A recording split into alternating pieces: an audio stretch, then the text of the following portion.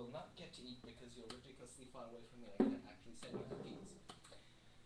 Now I'm just going to pretend that it's my turn to pick a topic because it was supposed to be a random topic that I was thinking of thinking, but it didn't work out and things didn't get done because I was all lazy and stuff, so I shall instead make this about horribly written, poorly written fan fictions in the sense of poorly written fan fictions are a subject and a source of great entertainment for me.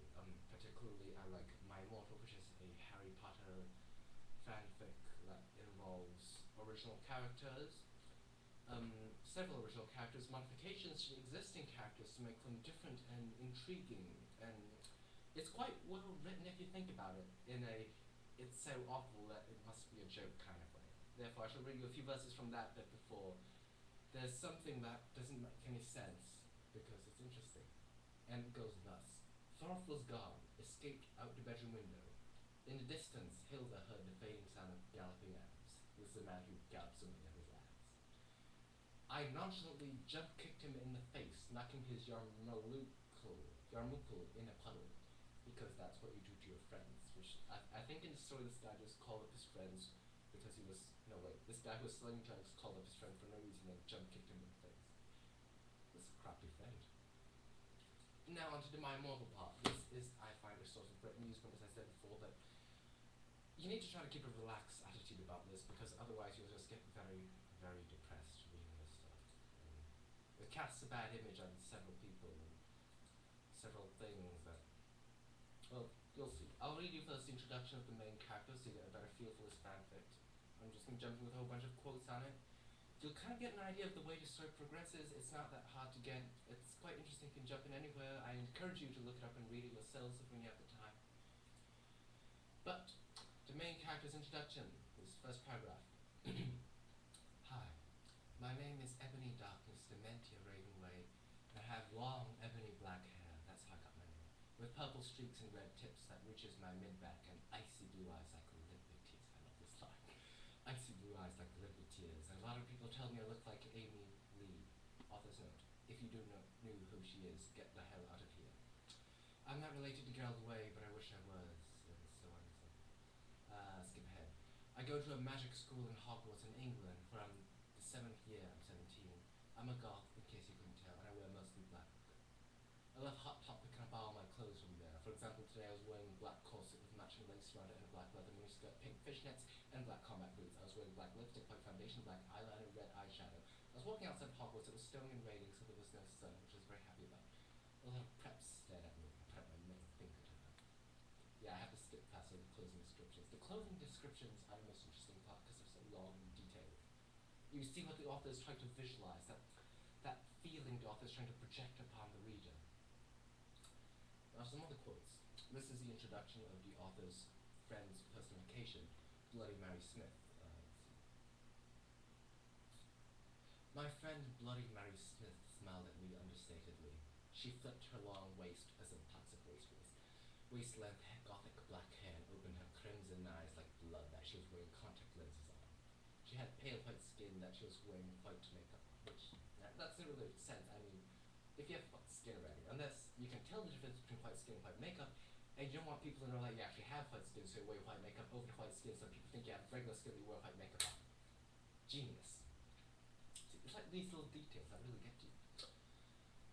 And some famous quotes from Hagrid, or Hairgrid, or whatever his name is this time.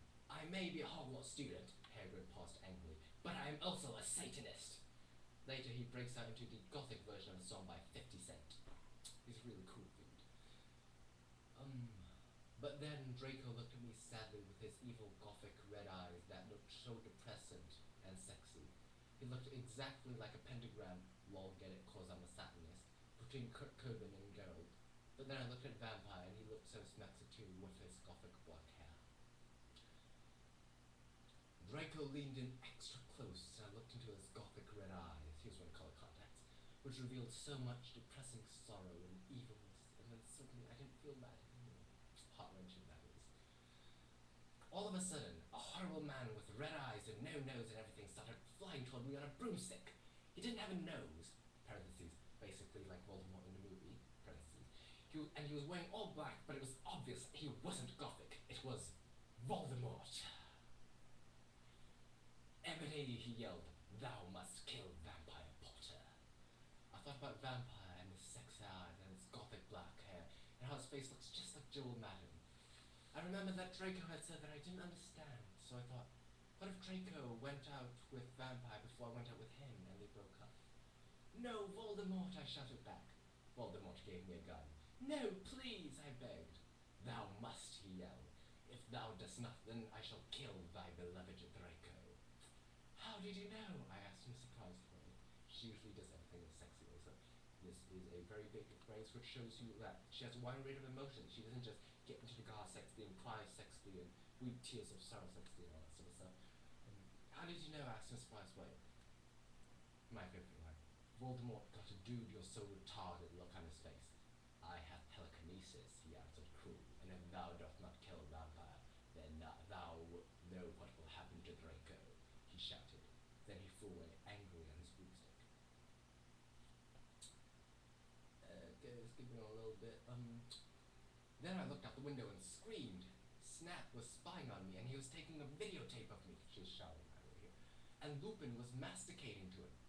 I actually looked up what masticating means, and it means to chew. So I kind of imagined this scene, that Lupin and Snape are just chilling on the broomsticks, shooting videos of her, and Lupin's got this giant sandwich that is masticating slowly. And that pretty much concludes my little collection of quotes, because it's already 7 minutes, I mean, really. So if you look at my mobile fanfic, you'll find a thing. It's interesting, it's funny, it's horribly stupid, it will make your brain hurt.